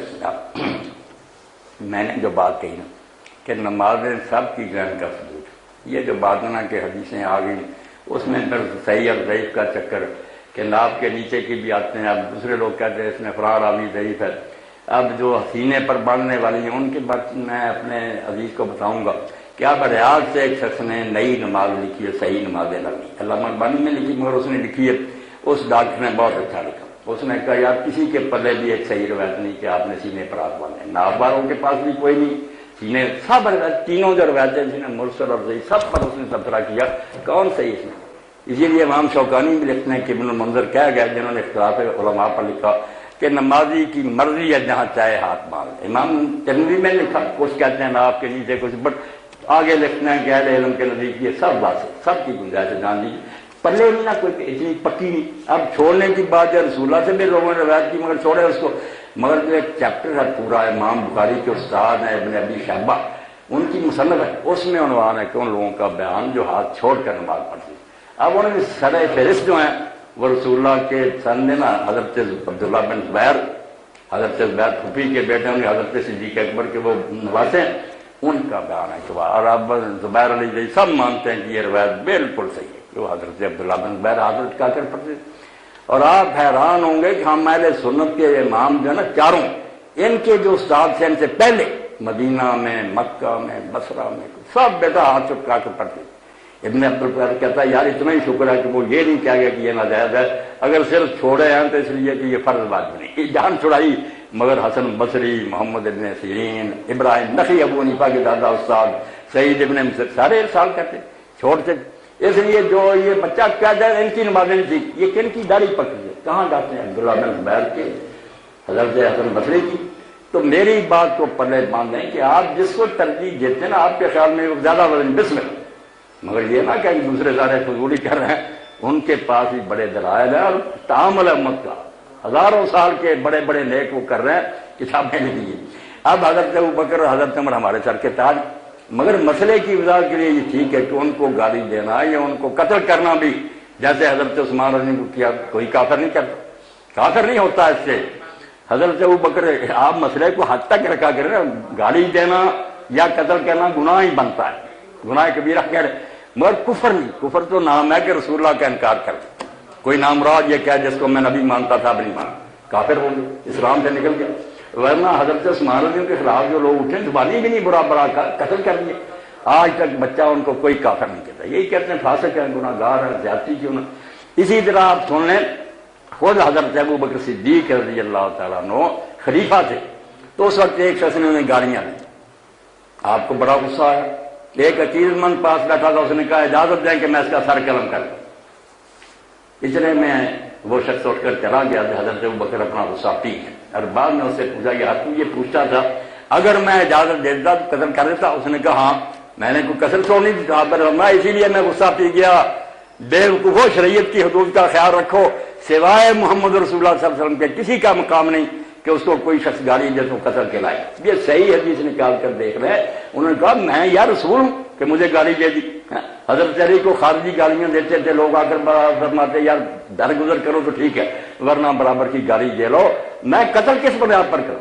مجھ کو اگر گالیاں دیتے برا کرتے، مگر کافر تو نہیں ہوتے نا، وہ سارے بڑے اچھے مسلمان تھے ہماری۔ آپ مسئلے کو حد کے اندر رکھیں کہ جو برا کہتا وہ بھی میں اور آپ برا کہیں گے لعنتی ہو جائے گی، کیونکہ ہم ان کو صحابی مانتے ہیں، نیک ماننے کی بات ہے، مگر جو بچہ صحابی نہیں مانتا ان کو ایسا مواد ملا وہ کہتے ہیں نہیں توبہ توبہ حضور کے ساتھ سے، مگر اسی طرح سے جیسے عبداللہ بن ابی ناراض نہ، وہ کہتے ہیں بہت سے لوگ تھے آپ کے، مگر وہ دل سے نہیں۔ اب وہ مواد بھی آپ پڑھیں نا، کیا کریں؟ جو شیعہ گھر میں پیدا ہوتا وہ کتابیں پڑھتا رہو، واقعات پڑھتا ہو، برا نہ کہتے اور کیا کریں؟ آپ بھی پڑھ رہے، آپ بھی اللہ گواہ، اگر رائی برابر بھی آپ کو شبہ ہو گیا نا کہ یہ باتیں صحیح، آپ نے بھی لعنت کر دینی۔ ہم صرف مطمئن ہے کہ یہ رپورٹروں کی غلطیاں ہیں، جھوٹ بولا راویوں نے، یہ کہ رہے گا بحث علم کی، کوئی کہتا نوائے وقت جو خبر دیتا وہ سچی ہے، کوئی کہتا نہیں جنگ جو. تو رپورٹروں نے فساد ڈال دی. کچھ نے ان کی خوبیاں بیان کی جس سے پتہ لگتا کہ وہ تو آسمان پر تھے، کچھ برائیاں ان کی بیان کی کہ حضور کے خاندان کے ساتھ انہوں نے یہ ظلم کیا. اب ان کی تفسیر میں نہیں جانا میں نے. وہ ظلم ایسے ہے کہ ان کی عورتیں کہتے یار فاطمہ کو اتنا تنگ کیا، وہ ناراض مری، حضرت علی نے جنازے پر نہیں بلایا، تم نے ان کا کہتے ہو کہ ابو بکر عمر کو مان. تو یہ مصیبتیں ایسی ہیں کہ اس دور میں سب کو پاؤں کے نیچے راؤنڈ کرنا. شیعہ بھی رحم کریں، یہ جھگڑے اللہ پر چھوڑے. اب جو ہے نا کہ سارے مسلمان مل کر کافروں کا مقابلہ کریں اور اپنی جان بچائیں، اس کے لیے اکٹھے ہو جائے، ورنہ ان جھگڑوں میں پڑے رہنا بس تباہی تباہی، پھر کچھ نہیں بنے. میری دعوت یہی ہے کہ ایک ہو جاؤ. حدیث کی رائیکم الذین یشهدون فی اصحاب فقولوا لا نقل رائیکم الذین یشهدون فی اصحاب فقولوا لا نقل. یہ بھی نہیں نا صحیح بیٹا. آپ آئے دکھائیں گے کہ سلسلہ الاحادیث الضعیفہ والموضوع علامہ البانی صاحب خود مانتے کہ یہ ساری چرندی میں نکال کر دیکھ رہے کوئی نہیں صحیح.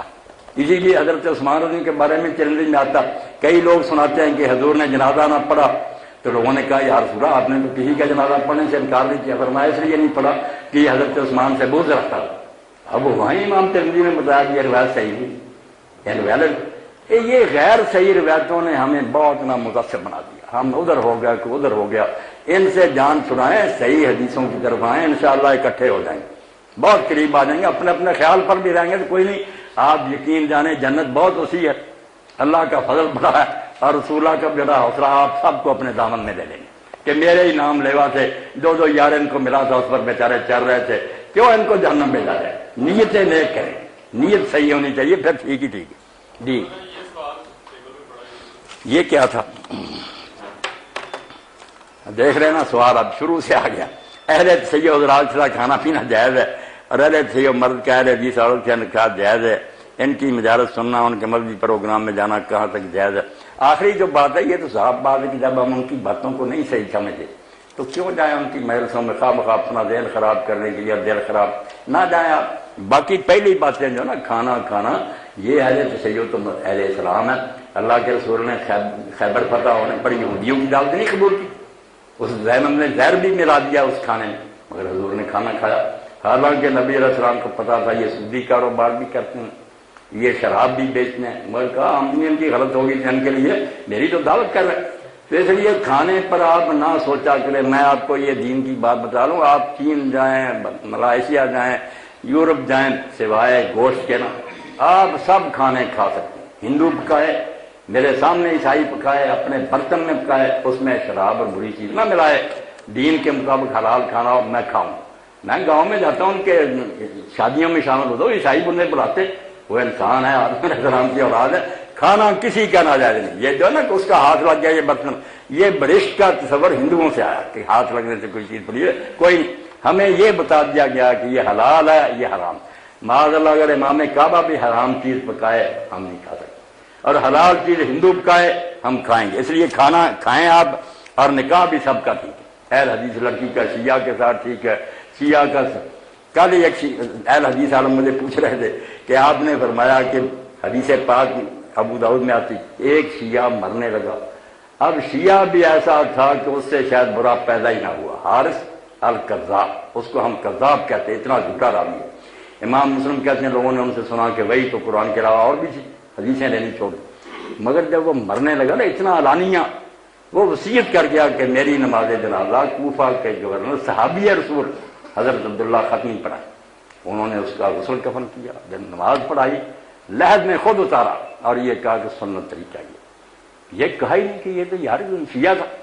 جب تک کوئی شخص اسلام کا نام لیتا حضور کا، ہم جب مر جائے تو بلائیں ہندوؤں اور سکھوں کو کہ اس کو دفن کرے. وہ یار کیا ہے ہمارا کیا لگتا ہے یہ ایسی باتیں نہ کریں جس سے اسلام ٹھٹھا بن جائے. جو مسلم کہلاتا ہے اس کو دنیا میں مسلم کے حقوق دیں، آگے جا کر وہ جہنم میں جاتا تو ہمیں کیا، اللہ فیصلہ کرے. کچھ لوگ آئے آپ سے وسلم کے بعد صلی اللہ علیہ وسلم تو آپ سے فرمایا کہ ایمان لاؤ ان لوگوں کی طرح. تو ان منافقوں نے کہا کہ ہم ان کی طرح ایمان لائیں جو بیوقوف ہیں اس طرح کے بات ہوئی. تو اسی دوران اللہ تعالیٰ نے جو جواب دیا وہ یہ ہے کہ بیوقوف یہ نہیں ہے، بیوقوف آپ ہو. یہاں پہ یہ اللہ کی سنت بھی ہے کہ جس طرح کوئی असहाबे रसूल को जो अल्फाज बोलेगा, इसका मतलब अगर वो सहाबा को काफिर कहते हैं, अबू बकर सिद्दीक को काफिर कहते हैं, हज़रत उमर रज़ियल्लाहु ताला को काफिर कहते हैं, तो हम उनको काफिर क्यों नहीं कह सकते? तो फिरकाबाजी ये आयत जो है ना बेटा सूरा बकरा की, इसका तो फिर इंशाल्लाह कभी मौका मिलेगा ना 9 महीनों तो उस वक्त बात करें। आप ये समझ लें कि किसी को कोई शख्स काफिर कहता है ना, उसकी दो सूरतें। इमाम बुखारी ने अपनी किताब उल अदब में ना चैप्टर बांधे दो, जिससे मसला हल हुआ। एक तरफ तो आता है कि जो किसी को काफिर कहे, अगर वो काफिर नहीं तो कहने वाला काफिर हो गया। दूसरी तरफ आता है कि सहाबे रसूल ने एक दूसरे को मुनाफिक कहा। हजरत उमर ने हातिब बिन अबी बलता को, जो बदरी थे, उन्होंने कुफारे मक्का को खत लिख लिया, खुफिया वो पकड़े गए। तो आप हजरत उमर ने कहा इस मुनाफिक को कत्ल करें। मुनाफिक कहा बदरी साहबी को, मगर हजरत उमर काफिर ना हुए।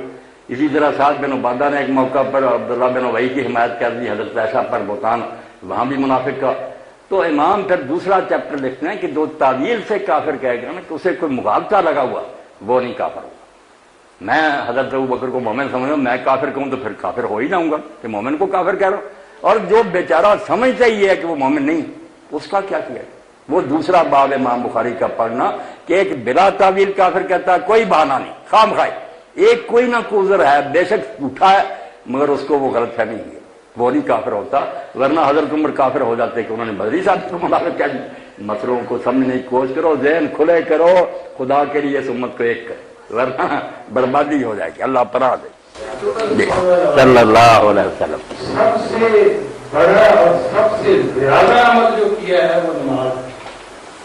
और आप ये कह रहे हैं कि जी इसमें हजूर की जो सुन्नत है वो मौसम सुन्नत उम्मत तक पहुंचनी चाहिए कि आपने कहाँ पे हाथ बांधे।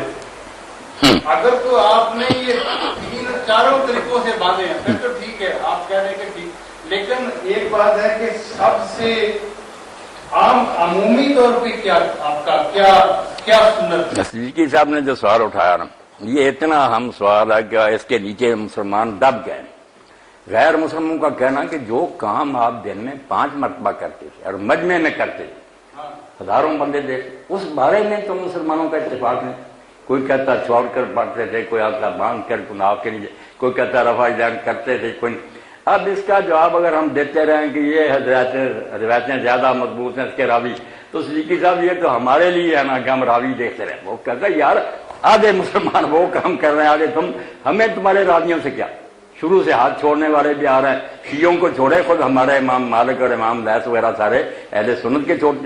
तो जवाब वही है जो हाफिज गोंदली ने दिया, पल्ले बांधे सिद्दीकी साहब, वरना कोई जवाब नहीं कि आप इतराफ करें कि ये सारे काम हुजूर ने किए। अगर आपने कहा ना कुछ किए या कुछ नहीं, उम्मत के कई गिरोह जो है उनकी गवाही खिलाफ जाएगी। तो लाखों आदमी दूसरा काम तो करते आ रहे हैं, वो अपनी नमाजें खराब करते। इसलिए मेरा कुलिया बहुत पक्का और हाफिज गोंदली रहमतुल्लाह अलैह का कि ये काम सारे खुद रसूलुल्लाह ने किए और किए। इसलिए अब मौका नहीं चाहिए सिर्फ नमाज पर मुझे बुलाना कि हाथ छोड़ने का जो मजा है वो बांधने में नहीं है, और जो बांधने में है वो छोड़, दोनों का अपना अपना एक राज है। वो जब बयान करूंगा आप छोड़ने वाले भी बन जाएंगे, बांधने वाले बन जाएंगे। हुजूर ने इसीलिए ये तरह तरह का किया कि इन सब में हिकमत है, फलसफा। अस्सलाम वालेकुम मौलाना, क्या बरेलवियों को काफिर कह सकते हैं, मुशरिक या काफिर कह सकते हैं?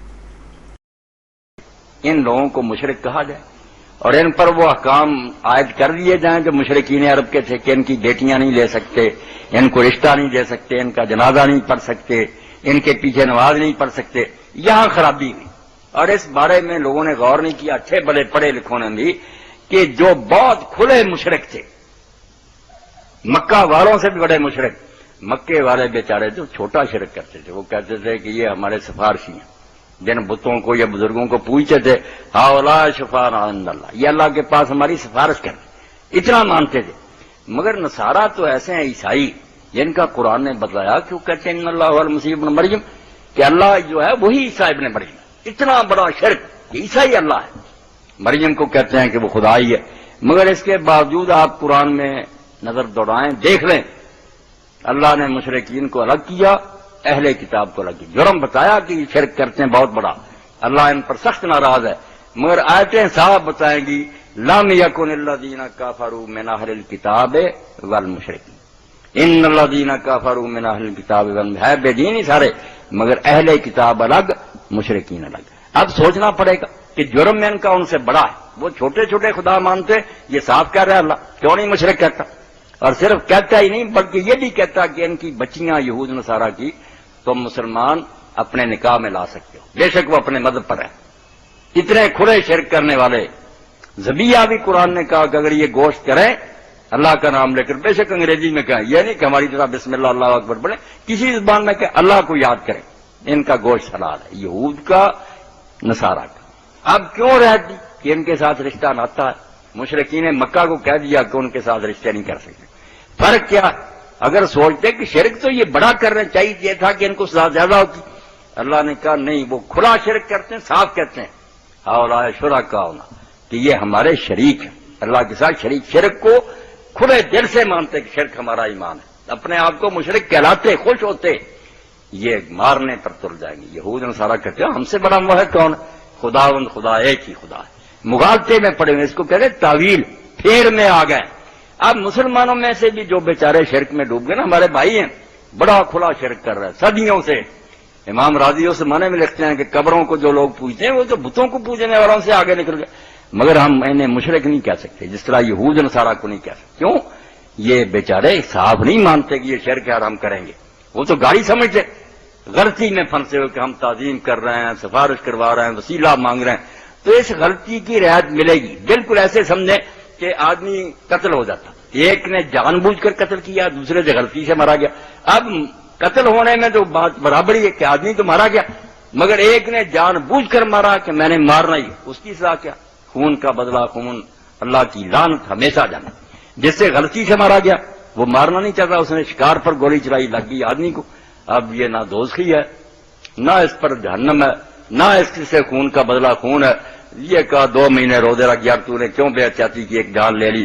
اور ساری برادری مل کر، اکیلا نہیں، سارا اس کا خاندان. اور اگر محکمے میں ملازم ہے، پورا محکمہ ہیڈ سے لے کر نیچے تک اپنی تنخواہیں کٹوائے گا. 3 سال میں قسط وار اس کی دیت جو ہے نا خون وارثوں کو دیا جائے گا. اتنی رعایت، بندہ مرنے میں دونوں برابر ہے. انہوں نے جان بوجھ کر مارا، اس سے غلطی سے مارا. ہم میں سے جو لوگ شرک کرتے ہیں وہ بیچارے نہیں سمجھتے کہ شرک ہے، وہ تو ہمیں مارنے کے لیے آتے ہیں کہ تمہیں مشرک کہتے. اس لیے یہ بیچارے اہل کتاب کی طرح ہیں، غلطی ہے ان میں. وہ پیار محبت سے سمجھائیں گے، نہ مشرک کہیں گے، نہ نمازیں چھوڑیں گے. یہ بات مولانا ثناء اللہ رحمۃ اللہ علیہ نے اپنے رسالہ الحدیث میں جب امرتسر میں شائع کی کہ یہ جو دوست ہیں ہمارے بریلوی حضرات، ان کے پیچھے نماز ٹھیک ہے. اب وہاں سے ان کا رسالہ نکلتا تھا الفقی.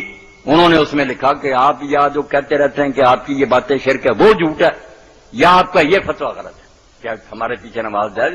جب ہم شرک کرتے ہیں نماز کیسے جائز؟ تو مولانا نے کہا وہ مشرک جن کے پیچھے نماز نہیں جائز وہ تھے جو رسول اللہ کے منکر تھے. تم رسول اللہ کو مانتے ہو، قرآن کو مانتے ہو، ہمارے دینی بھائی ہو. بیماری آ گئی ہے تم میں وہ، مگر تم اس بیماری کو بھی سمجھ نہیں رہے. اس لیے ہم تمہیں کیسے کہہ دیں کہ تم ان کافروں جیسے ہو جو کھلا کہتے تھے کہ ہم نے تو شرک کرنا. اس کو لحاظ میں رکھنا چاہیے. صرف شرک کرنے سے مشرک نہیں کہلائے گا، دیکھا جائے گا کہ یہ جان بوجھ کر کرتا ہے یا کسی مغالطے میں پھنسا ہوا. جرم ویسا ہی ہے جیسے قتل کی میں نے مثال دی، مگر اس علم کا یا جہالت کا فائدہ اللہ دیتا ہے کہ جان بوجھ کر رہا یا پوچھنا چاہتا ہوں کہ اگر کسی امام کے پیچھے دل میں کہتے ہیں کراہت آ جائے کسی اس کے فعل سے، تو اس کے پیچھے نماز پڑھنا جو ہے وہ کہا جاتا ہے کہ جائز نہیں ہے، نہ پڑھے بندہ نماز اس کے پیچھے. لیکن مجبوری یہ ہو کہ مسجد وہاں میں نزدیک ایک ہے تو پھر کیا کرے؟ آپ نے جو بات فرمائی ہے، اگر امام میں کچھ ایسی برائی ہے جس کی وجہ سے شرعی برائی ہے، ایک تو ہر ایک سے کچھ نہ کوئی ناراض ہوتے ہیں، باقی کوئی دینی خرابی ہے تو اس کو خود ہی ریٹائر ہو جانا چاہیے. اور نہیں ہوتا تو جماعت کو چاہیے کہ ایسے آدمی کو ہٹا دیں. امامت مسلمانوں کی سربراہی ہے ایسے آدمی کے پاس، مگر جب تک وہ الگ نہیں نہ کرتے، آپ کتنے دل سے اس سے ناراض ہیں، نفرت کرتے ہیں، نماز نہیں چھوڑ سکتے. آپ کی نماز بالکل صحیح ہے، پورا ثواب ملے گا. یہ تو بنو امیہ کا دور، بعد میں ایسے ایسے ظالم آئے، شراب پی کر نماز پڑھاتے تھے، صحابہ نے چھوڑی. مسئلہ ہمارے لیے یہ کلیئر کر گیا کہ وہ کمبخت بھگتتا رہے گا. اگر وہ جماعت کرا رہا اور آپ کے اختیار میں نہیں اس کو الگ کرنا تو آپ نماز پڑھیں. نماز الگ نہیں پڑھ سکتے، نہ چھوڑ سکتے ہیں جماعت کو. جماعت کی بڑی اہمیت. نہ فرقہ دیکھیں گے ہم، نہ عقیدہ دیکھیں گے، نہ کوئی اس کے عمل دیکھیں گے، اس کو اپنا آپ درست کرنا چاہیے۔ پڑھنے والوں کی نماز، اللہ کے رسول علیہ السلام نے فرمایا میرے بعد ایسے لوگ بھی آئیں گے جو بے وقت نمازیں پڑھیں، اور ایسا دور بھی آیا کہ لوگ جمعہ پڑھنے گئے اور دیکھا کہ اثر کا وقت بھی جا رہا، اتنی لمبی بکواس شروع کرتے ہیں حجاج تو لوگ جو تھے نا صحابہ اور تابعین کھڑے ہو کر پھر نہیں پڑھ سکتے تھے، وہ بیچارے بیٹھے بیٹھے اشارے سے ہاتھ بھی نہیں اٹھاتے، پتہ نہ چلے قتل کر دیتے۔ اتنی بے بسی اس وقت ہو گئی تھی جو اب تک تو بہت آگے بڑھ گئی، تو بیٹھے بیٹھے نماز۔ مگر حضور نے فرمایا کہ اگر ایسے بھی آ جائے نا تو لوگوں نے کہا پھر ہم کیا کریں جب نماز کا وقت ہی گزر جائے؟ فرمایا تم وقت پر اپنے گھروں میں نماز پڑھ لیں، اور جب وہ جماعت کرائیں تو جا کر ان کے ساتھ بھی پڑھنا، ایک نفل ہو جائے گی۔ میں امت میں افتراق اور انتشار نہیں چاہتا، بے شک وہ بے ایمان ہوں گے۔ جماعت قائم رکھنا، وقت پر پڑھ لو گے فرض ادا ہو جائے گی، دوبارہ پڑھو۔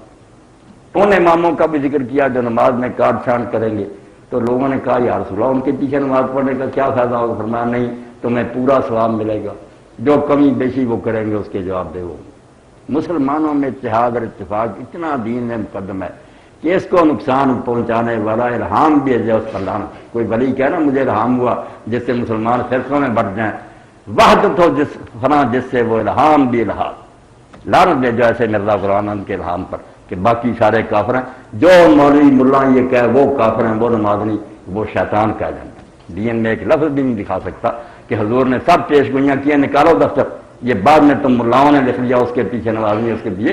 اللہ کے رسول نے کہیں فرمایا کہ گمراہ ہوں گے جو جیتے، فرمایا نماز ساتھ پڑھنی، نماز ہی جو ایک رشتہ ہے جس سے مسلمان آپس میں جڑے ہیں، جب یہ بھی ٹوٹ گیا کعبے اکٹھے ہوں گے۔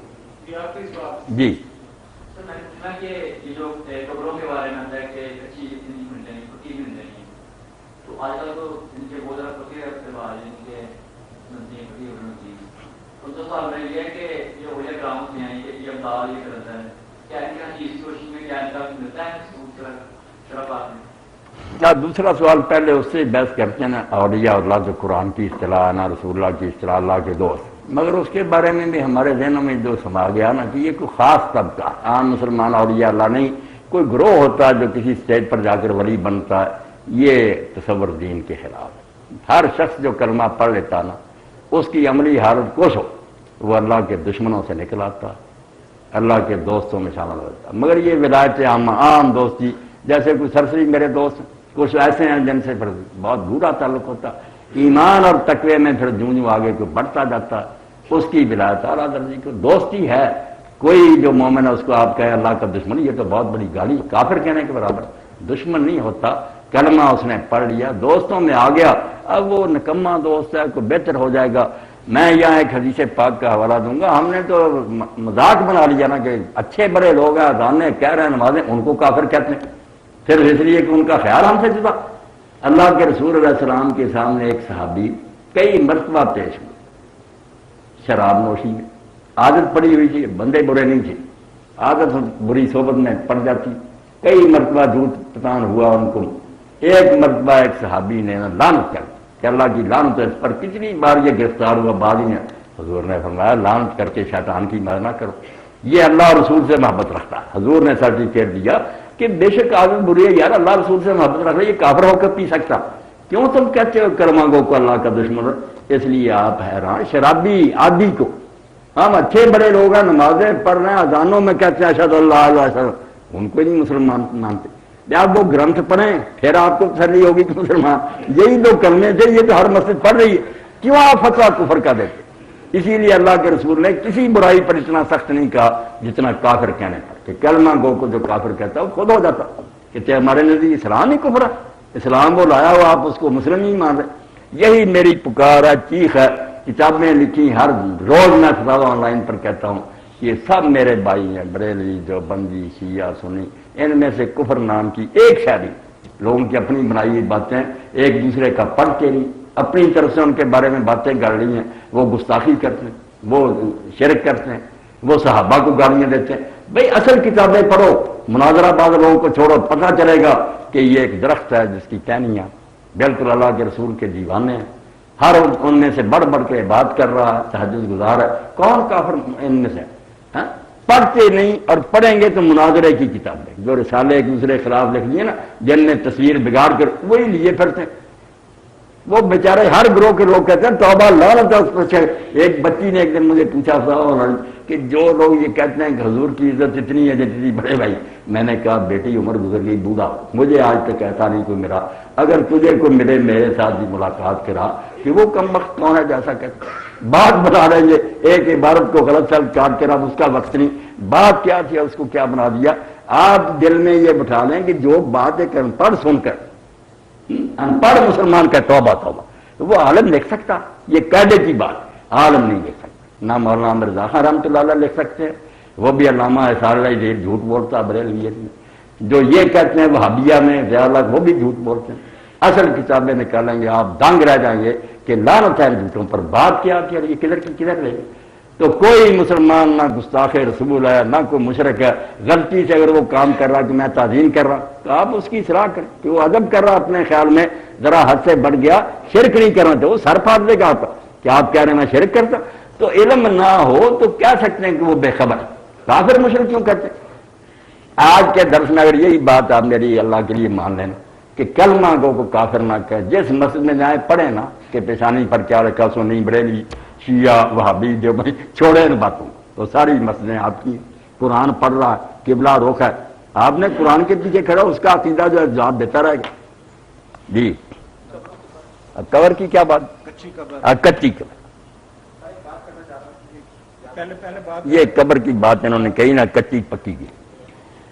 तो ठीक है, अल्लाह के रसूल अलैहि सलाम ने फरमाया कि कब्रों पर इमारत बनाना और उनको चूना गच करना जो है ना, इससे आपने मना किया। और ज्यादा जो है ना खराबियां भी पैदा हुई इन पक्की कब्रों से। अगर सादा कब्रें होती ना बेशक औलिया की होती, क्यों ये होता कि वहाँ कवालियाँ हो रही हैं, मेले हो रहे हैं, और कई तो ऐसे मज़ार भी हैं कि औलिया अल्लाह की रूहें भी दुखी हैं, ज़िना होता है वहाँ, शराब नोशी होती है, भंग होती है। इसीलिए पता चलता है कि अल्लाह के रसूल ने क्यों नहीं कि, और माशी तौर पर भी ये नुकसान दे कि एक कब्र पर आपने लाखों करोड़ों लगा दिया, उसको गुस्ल देते हैं इतर से, क्या फायदा उस अल्लाह के नेक बंदे की, वो तो जन्नत में, उसको इन खुशबुओं की क्या जरूरत है। कितने गरीब थे जिनके घर आबाद हो सकते, बच्चियां अपने घरों में जा सकती थी, आप ये मलंगों और मुजावरों को दे रहे। तो है दीन के खिलाफ, युबना कब्र वहीं जस्सा मना किया कि चूना गच ना करो, ना उन पर कोई इमारतें बना।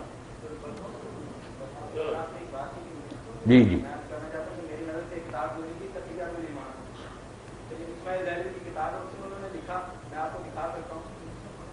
वो मैं समझ गया। आप ये करें कि आप आ जाए, नहीं वो मैंने समझ ली ना बात, अब आप करें ना, यहाँ फायदा नहीं, आप मेरे पास आए, तकवीयतुल ईमान निकाल लेंगे, मैं आपको दिखाऊंगा कि वो उसका सियाक उसबाग क्या बताता, ले आए वो तकवीयतुल। नहीं अब बात का कोई फायदा, ये बात भाई ये मुनाजरे और झगड़े की मजलिस नहीं है। आपको तकवीयतुल ईमान पढ़िए ना, मेरे मुझसे छुपी हुई है, आप वो ले आए, मैं बैठ जाऊंगा, आपको पढ़ाऊंगा कई सत्रों आगे पीछे से, अगर ये बात निकल आई तो मेरी गर्दन उतार दो, आप खुद ही नहीं। हाँ अगर तो समझ ना आया ना तो आप बेशक आ जाए, बैठेंगे। मैं जो अहल हदीस हजरात कहते हैं, कल बरेलिया में लामा लिखा, मैं वहां भी मौलाना मिर्जा खान रहमतुल्लाह अलैह के फतावे निकाल कर देखा, बात उन्होंने क्या लिखी। और मैं किसी का वकील नहीं, मैं सब इन मौलवियों से बेदार हूं। इन्होंने ये दुकानें बनाई इसी तरह कि दूसरे की बात बगाड़ो, उनको बदनाम करो। तकवीयतुल ईमान छुपी नहीं, मुझसे ले आए, आपसे ही पढ़ाऊंगा, मगर कहूंगा अल्लाह के लिए पहले तौबा करो कि मतलब नहीं बदलना, पढ़ते आओ। अगर ये बात निकली कि बड़ा भाई उम्र में और उसकी यही तालीम है तो मेरे बड़े भाई की उम्र में, तो मेरी गर्दन उतार नहीं, क्या फायदा यहाँ मुनाजरे की बातें नहीं। हाँ स्याक उस बड़े खुले दिल से मैं आपका इस्तेमाल करूंगा।